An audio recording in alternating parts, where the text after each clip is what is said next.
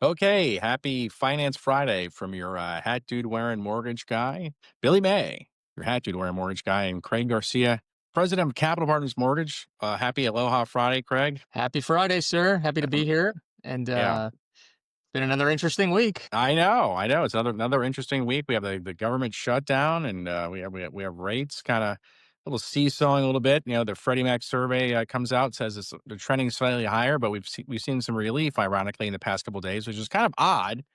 The government shuts down, the stock market goes up, and mortgage rates get better. It is odd. And one of the things that would have been a flashpoint for today in terms of rates and the stock market didn't happen because of the government shutdown, and that is the monthly non-farm payrolls report, the jobs Yeah, report, which is the biggest employment report of the month that matters the most.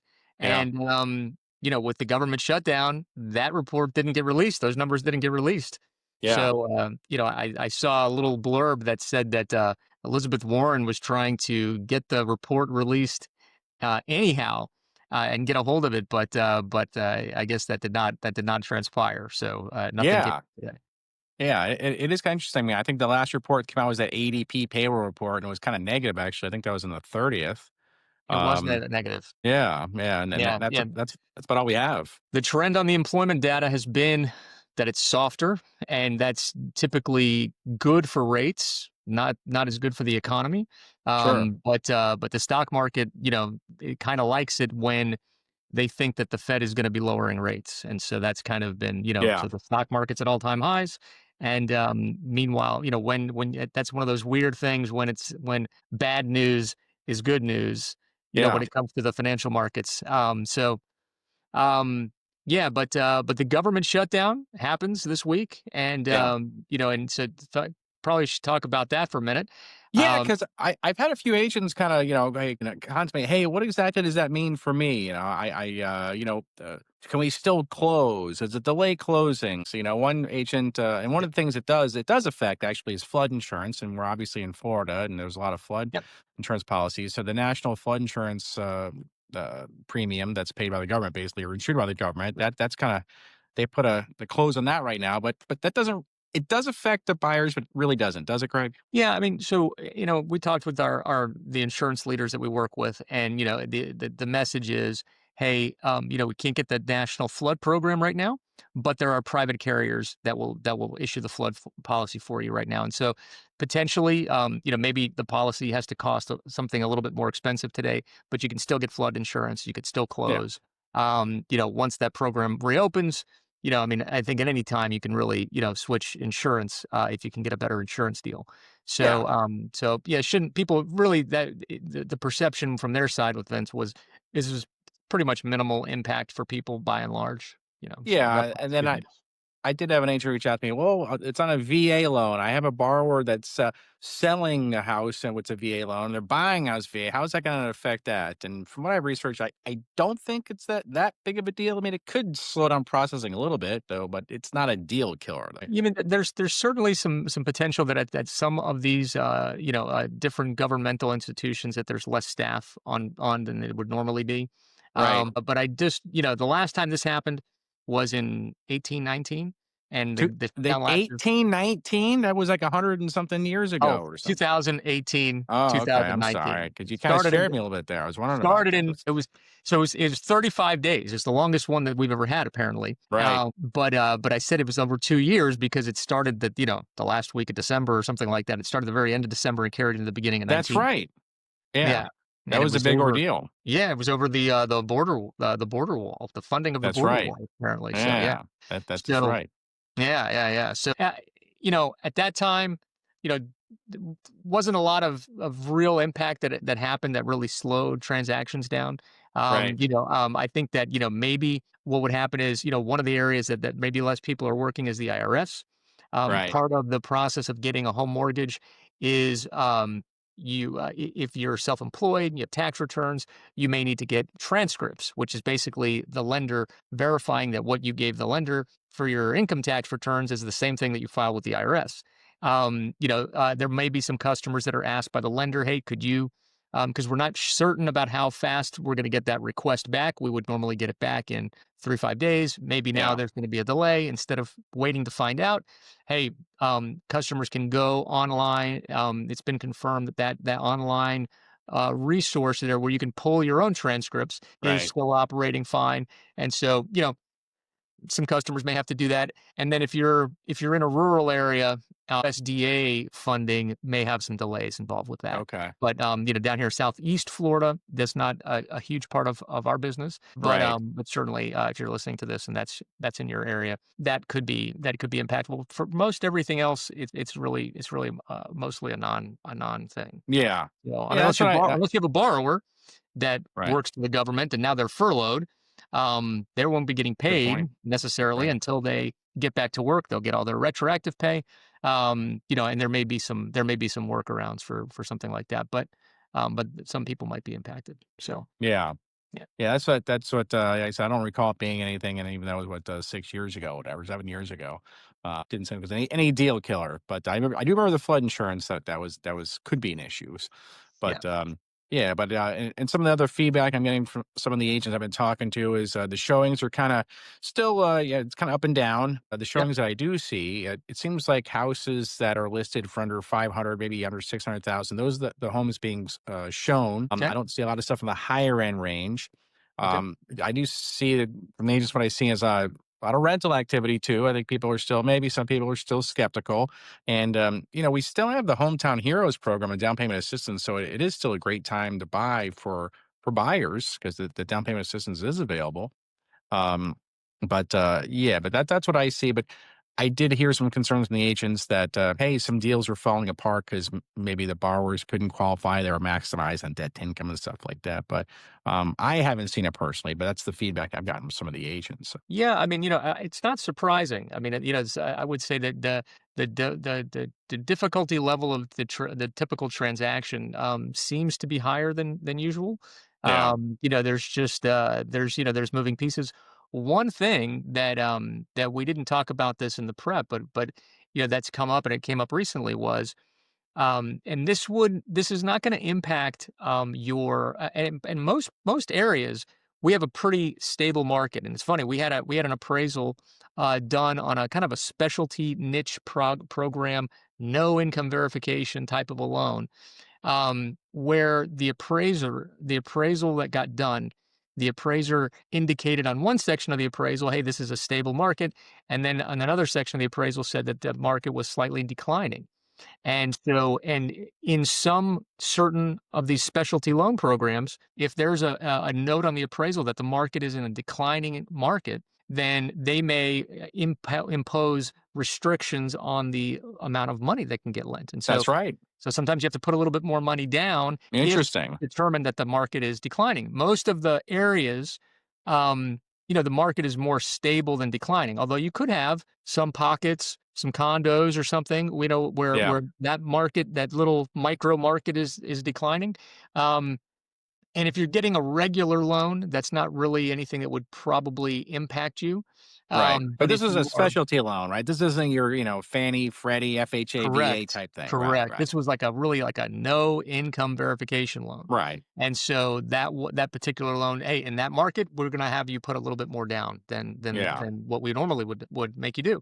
Yeah, so that's another layer of stuff that's going on. So okay. yeah, Yeah, the agents, when they see these deals, 'cause I've had agents ask me is that, "Boy, hey, I'm getting an offer. It's a non-QM. What does that mean?" So this is yeah, when you do a non-QM loan, hey, listen, these are private investors, basically. They have their own guidelines. They might have some sure. restrictions if you're in a declining market. And, was this in our Tri-County area, Craig? It was on the outskirts of the Tri-County area. I think it was up in well, it might have been the Loxahatchee area or something like that. Okay. And honestly, and when I consulted with one of our staff appraisers, not our staff appraisers, but one of our appraisers on our panel that we normally deal with, that was it's not his. And he asked me to look at that part of the appraisal that I was saying on the one section. Based on the numbers, he says, "Hey, that's subjective, but to him, that's a stable market." And even Yeah, the appraiser on that one section said it was stable. It was just in right. this other area, he made a comment that it's slightly declining, and then he didn't want to back off of that. So it was just, there you get there's so many details that can come into play sometimes on a Yeah. transaction, and sometimes that's you got to deal with that. So there's probably there it's um, yeah. So there's a little bit more of that, but as I was sharing with you ahead of time, a very experienced real estate investor that flipped probably hundreds and hundreds of homes. His mantra was, "Hey, if you've got a deal, Yeah. it's always better to put the energy and effort and time and money even into keeping that deal together than trying Yeah. to You got to keep it build a new together. deal." Right, right. So It's a bird in hand is better. You don't know what you're going to get on the other side, so that makes yeah, sense. It's funny you brought up appraisal, and I thought about something, and we didn't talk about it previously. But we talked about last week a little bit about these different unique properties getting housing and so forth. And I spoke with you earlier the week about a listing agent in my office who has a home in Miami-Dade County that was like a mhm, 3-2, but it was all split up as efficiencies. She had it under contract, but it was being financed conventionally. They came back, and the appraiser's like, "Hey, listen, there's 3 efficiencies here, you know what I mean? Could this be financed?" And I talked with you about it, and you're like, "Nah, that property, because of the fact that it was like originally a 3-2, it's in Miami, and, it's got a kitchenette in each bedroom." yeah. Words to the wise, if you're taking a listing, something like that, you really need to talk to, someone first about how to properly set the expectation with that, because that really cannot be financed, really, because of the way that it's set up, right? I think that the message is that, that what lenders are looking to lend on by and large are homes that are readily marketable, that look like other homes in the market. And so, so yeah, so if you've got some kind of unique feature, if you've got a log cabin in the middle of, Coral Yeah, Springs, Florida, right. that's not typical, Well, but and this was in downtown Miami. There's a lot of houses like it that have deficiencies, though. I mean, though, so I I mean, think there's but in this particular case, that it was being used illegally. So gotcha. this was Okay. so there was basically, and that was part of the appraisal on that one was that Yes. it was an illegal use of the property. They were basically running either a short-term rental, with several different rooms that were being let out of this, what would have been a single family house. And so yeah, so stuff like that, can be a challenge. We've gotten some pretty interesting properties done, but those are definitely, it's all case by case, anytime you get Sure. in a situation like that, but it's definitely, it gets thrown out of the opportunity to be a Fannie Mae, Freddie Mac, FHA, VA Right. loan. It's not an Well, agency loan anymore. that's why you referenced the appraiser before, and this one that had the declining market. And that's when we think about this other deal with the appraiser that, hey, that's not really the best use for that property. That's not really, like you said, it's being used not correctly. You know what I mean? The efficiencies are not correct. So I got Yeah. you. Yeah, Yeah. and sometimes that can be fixed. I mean, we've seen people where they turned a garage into an apartment and it wasn't permitted and it wasn't, that was deemed illegal use and they've kind of, in order to make the transaction go through, they undid some of that, you know what I mean? So sometimes Right. there's some work and some money that has to be put into getting something, to be able to get the financing that the buyer is trying to get to be able to close on the property. Gotcha. So yeah, so they got to make a decision about how they want to do that. Yeah. But not every property is equally financeable. Let's put it that way. No, no, no doubt about that. But getting back to income qualifying and borrowers' debt to income ratio or something, and so forth. Interesting topic you and I have discussed about now. That's been floated around the idea from the governor DeSantis about possibly eliminating property taxes for primary homeowners in Florida. This would be interesting, and just think from a qualification perspective. How could that? And plus, think about it. If there's no property tax on your primary home, what could that do for our market? And you did a little digging on this, and so tell us what you find out. So it's funny. We started talking about it. And I had heard, but I didn't really know anything about the idea. So I said, let me ask our good friend ChatGPT and see what ChatGPT has to say. So, yeah, and what is being floated by DeSantis is he's trying to get on the 26 ballot an elimination or drastic reduction in the property taxes for primary residences.